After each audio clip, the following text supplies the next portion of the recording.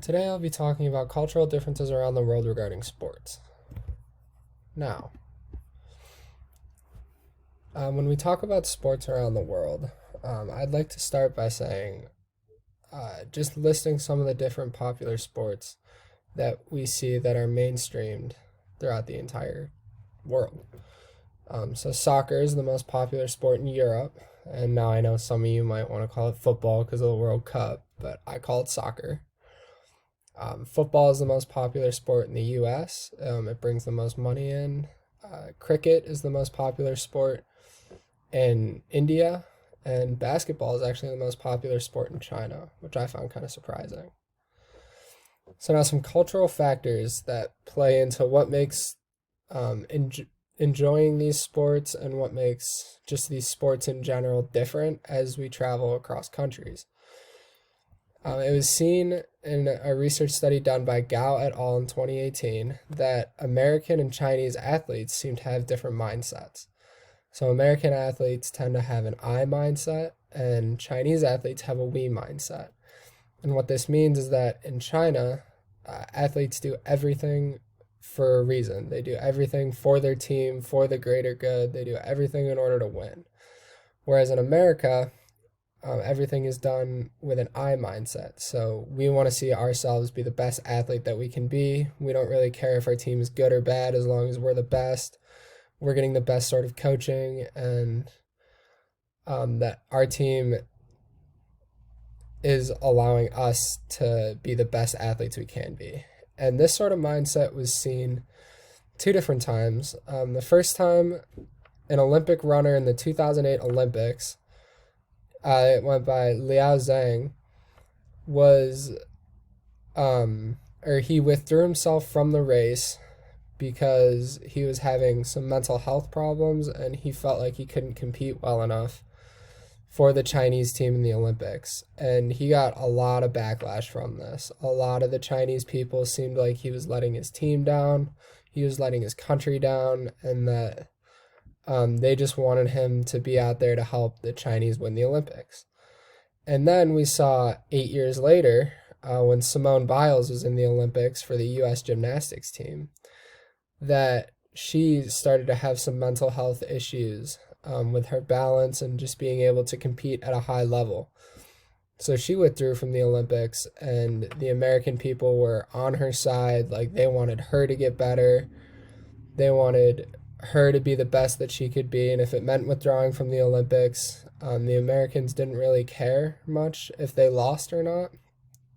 It seemed more like they wanted her to get better. Now, some biases that we can relate to sport that we talked about in class. The first one I'm going to touch on is prestige bias. And this is defined as the individual attempt to acquire cultural traits that are perceived to be high quality by selectively learning from those individuals with high social rank. So this just means people look up to these athletes and they want to be like these athletes. And this can be seen in the US. We see LeBron James, you see children everywhere acting like LeBron, wanting to play basketball because LeBron plays basketball. We even see that LeBron built a school for underprivileged kids, and we've seen that people want to be like him and they want to give to the community and they want to be the best athlete that they can be, just like LeBron James is. We can also see this with Tom Brady in football. He's, in my opinion, the best quarterback of all time. But you see kids everywhere in camps and in high school and middle school when they play football. They act like Tom Brady. They want to throw the ball as far as they can. They want to win 7 Super Bowls or however many he's won. They just want to be like him, and you can see that in the way they practice. They mimic the ways that Tom Brady throws a football. They mimic the ways LeBron James shoots a basketball. And then you can also see it in different places like Europe. You see kids everywhere wanting to be like Cristiano Ronaldo. He's a big name that almost everyone knows. In soccer, kids practice like him, kids play like him, they want to dress like him. And then you can also see it in China with basketball. There are a lot of young Chinese basketball players because China has given a lot of talent to the NBA, and you see kids that want to be like these professional basketball players who are of Chinese descent. And then you can also see it in cricket as well, in India. I mean, you can walk down the street and you'll see ads for cricket, you'll see practices for cricket. I mean, there's just so much that these people look up to, and that these people, they just want to be like the athletes that are popular in their country. The next bias I'll be talking about is conformity bias. And this is defined as an exaggerated preference for the cultural variant practiced by much of the population, which can lead to an increasingly large majority over time. This definition is by Crianza et al. In 2017.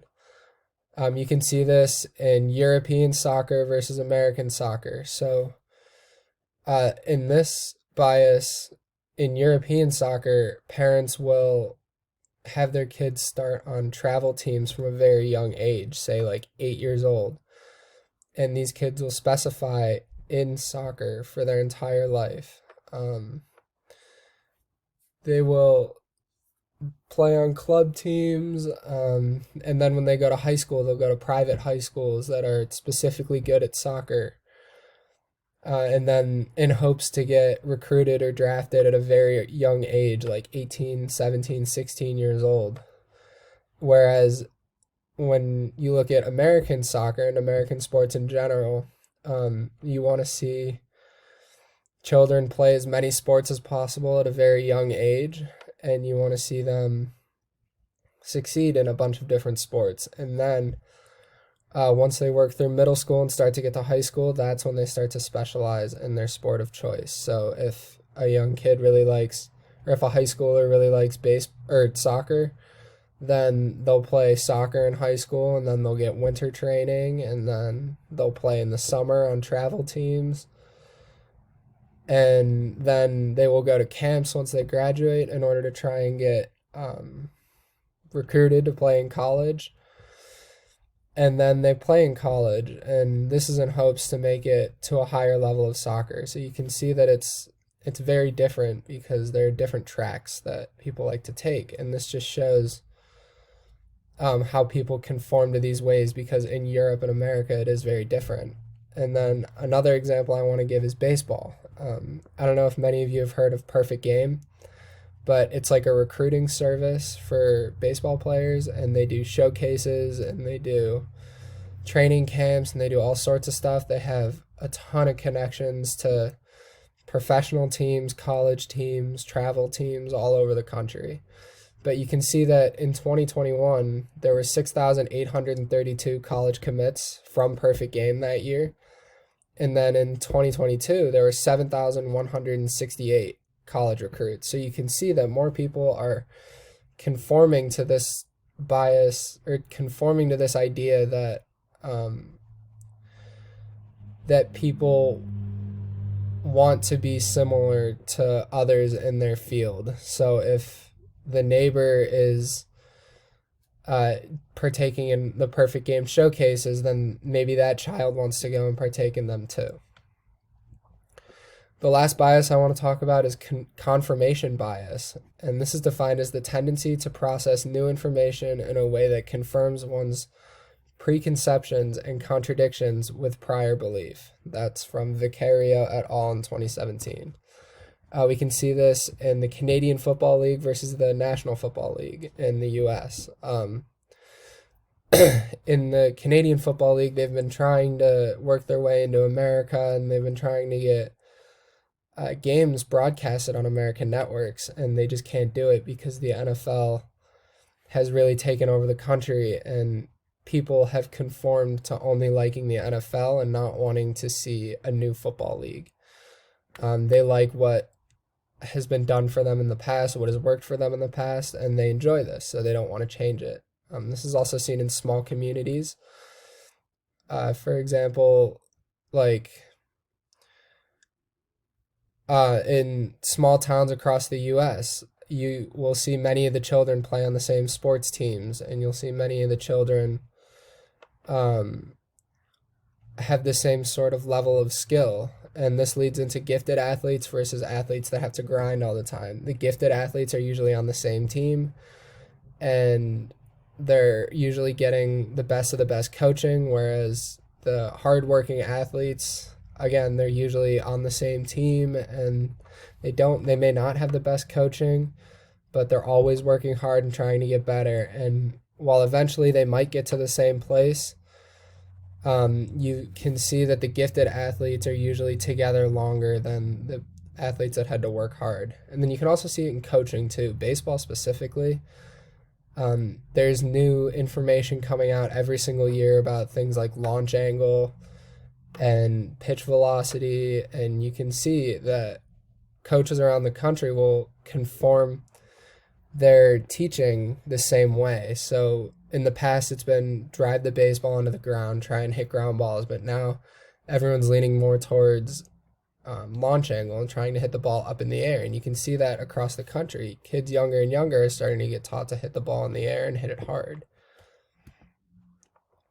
So in conclusion, there are cultural factors that agree with the different biases that I mentioned, specifically conformity and confirmation biases. We can see that sports are different around the world, and the path to get to the highest level possible is different around the world. However, we can see similarities in how humans react to their sports, which I think is very interesting because humans do act similar, whereas the sports that they enjoy are very different. Here are my references. Thank you very much for watching. Are there any questions?